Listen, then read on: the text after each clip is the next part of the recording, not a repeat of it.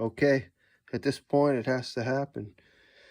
I've been reading this story, and this is rather interesting as we indulge into the Gormogons. But as we look into this picture in the conspiracy book by John Michael Greer, presented by the one and only Roby One. Good evening, by the way. But here are the four enlighteners, as I would say, and see how it has letters above their head, like from left to right it says BACD, with the chords in a song too, but nevertheless,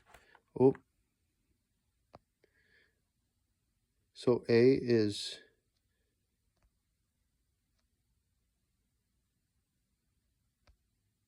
Qin Quan Kaipo, Emperor of China. That's right there, the enlightened one with the sphere. And then second,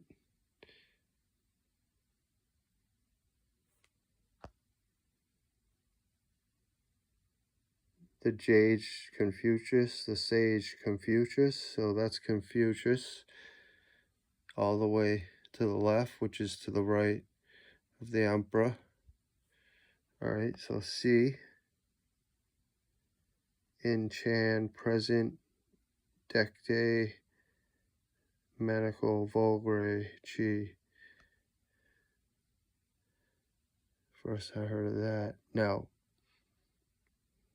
the emperor has a sphere. Confucius has the sun god medallion. Rather interesting lower part of the medallion with a strange symbology right there I've definitely never seen. And C has, it looks like maybe a swan or something, as it's either landing or startled. I could be wrong. All right, so D, the Mandarin Hannah.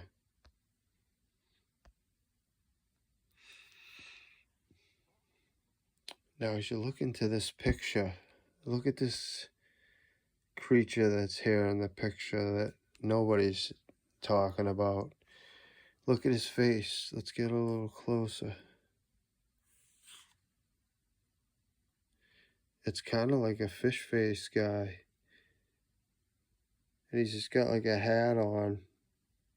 Almost looks like a rock. And then gloves on. Body like a man. But look at his legs.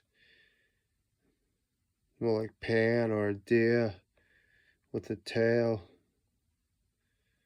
Concealing his parts and his hands, as they're probably too explicit to show. Holding a bucket and a mop with a hammer. There's symbology behind that. Why would they be walking around with a bucket, mop, and a hammer? On a ragged horse with a ladder going across the horse with a slave's neck through the ladder. This shit is like super symbology. People, this is like real artistry. And now this guy right here, who they don't mention who he is, jester, like perhaps. Let's get real close. Oh yeah, this guy's like a trans. That could be a mask, but he's looking over this way beyond them. Just as we're analyzing the picture, it looks like a black slave lady, perhaps. Why are they showing the hand like that? I don't know. There's also a hand right here behind her. Let's see if I can get my finger in there. See right here? There's a guy with a hand right there with a black mask. See him?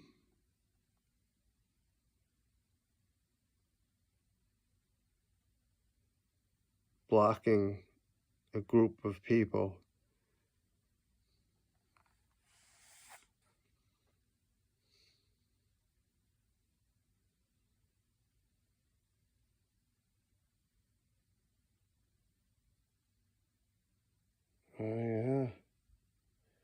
From the distance, it looks like a mask, but he's possibly a debonair type.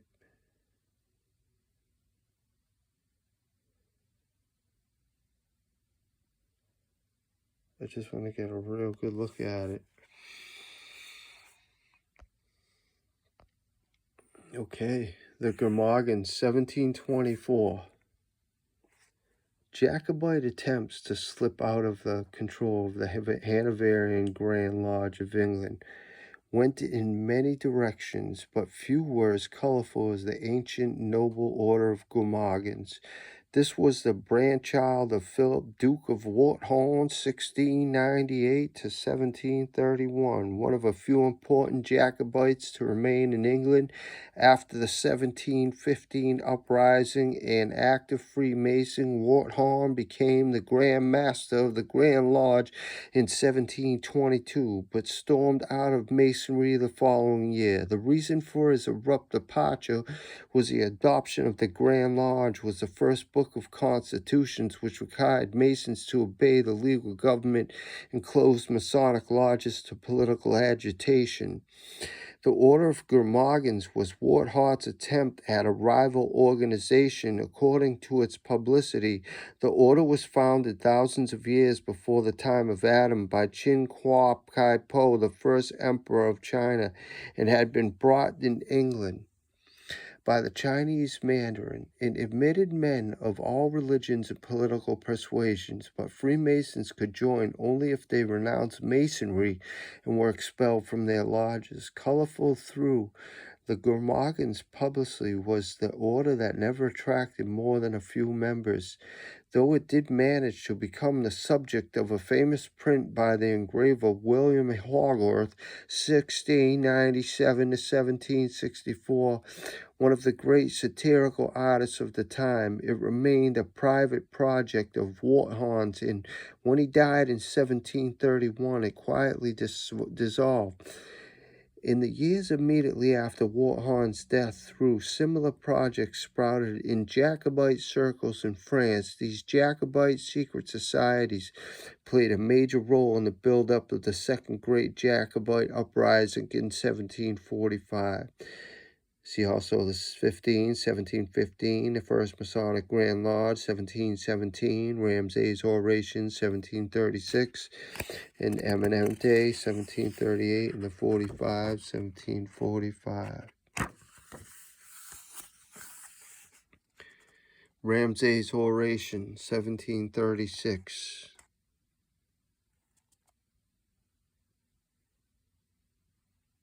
A Whigger, I believe. That is not real hair. Very vague sketch.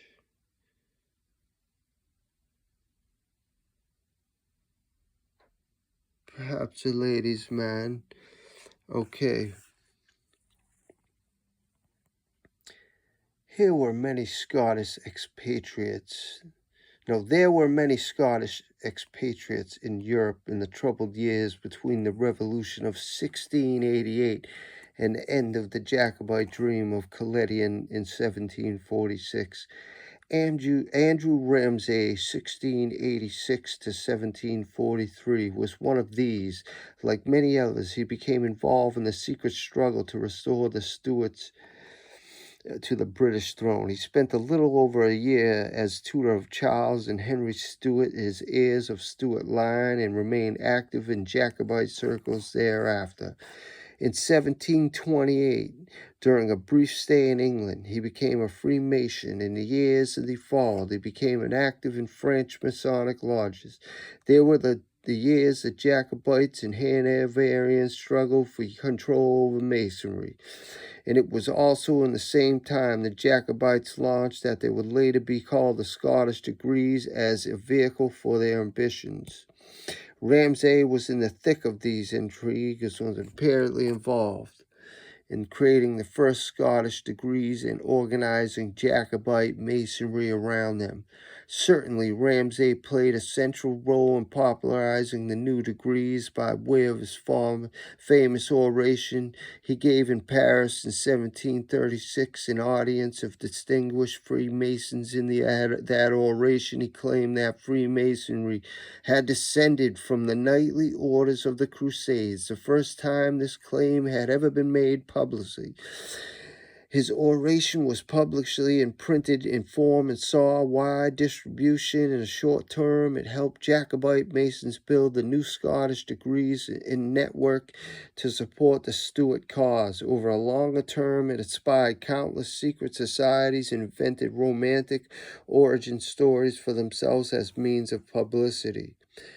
See also the Glorious Revolution, the first Masonic Grand Lodge, and the 45, and the, sorry about that, the Strict Observance, 1754.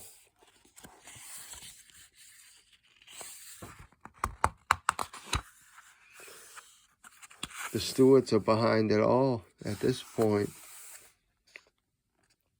So this in Eminente, 1738, the Snooty Snutter. It's like a secret society that was like a whistleblower, like an opposing secret society.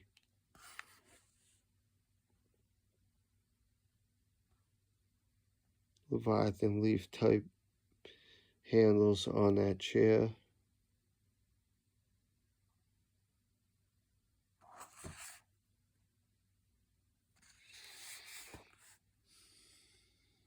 Until 1738, Freemasonry was just one of the dozens of little societies, clubs, and social organizations in British society. In that year, a dramatic event set it apart once and for all. Ironically, that event was a denunciation of Freemasonry by the Roman Catholic Church. In 1738, the Catholic Church was still a major player in European politics. Pope Clemente XII, 1652 to 1740, was the absolute ruler of much of central Italy, and his church was the principal support of the authoritarian regimens that dominated most of Europe. Anything from Protestant Britain was suspect in the eyes of Rome, and as Masonry caught the on among European liberals, it became doubly so.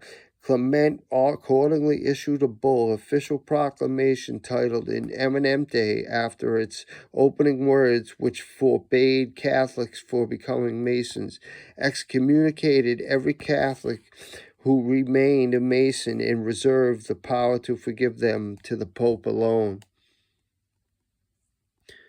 The reasons Clement gave for this drastic measure was curiously vague. He cited Masonic secrecy and rumors of Masonic misconduct, but also noted other just and reasonable motives known to us, which he left entirely unnamed. To this day, no one outside the inner circles to the Vatican knows what those just and reasonable motives were. If Clement hoped to stop the spread of the Masonry by the publication of In Eminente, he was doomed to disappointment. The reactionary politics backed by the Catholic Church at that time were deeply unpopular among Europe's middle classes, and so the bull succeeded mostly in attracting European liberals to Masonic lodges.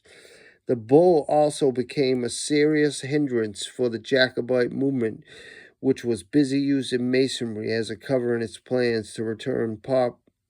Despite this, it remains a force today. See also the 45. A portrait of Pope Clemente XII by Agostino Masucci. Painted in 1730 and 1738, Pope Clemente XII forbade Catholics from becoming Masons in official proclamation titled In Eminente. Europe's middle classes, however, were so deeply unhappy with the reactionary policies of the Catholic Church that Clemente's bull, it's blurred out, did little to discourage them from joining Masonic lodges.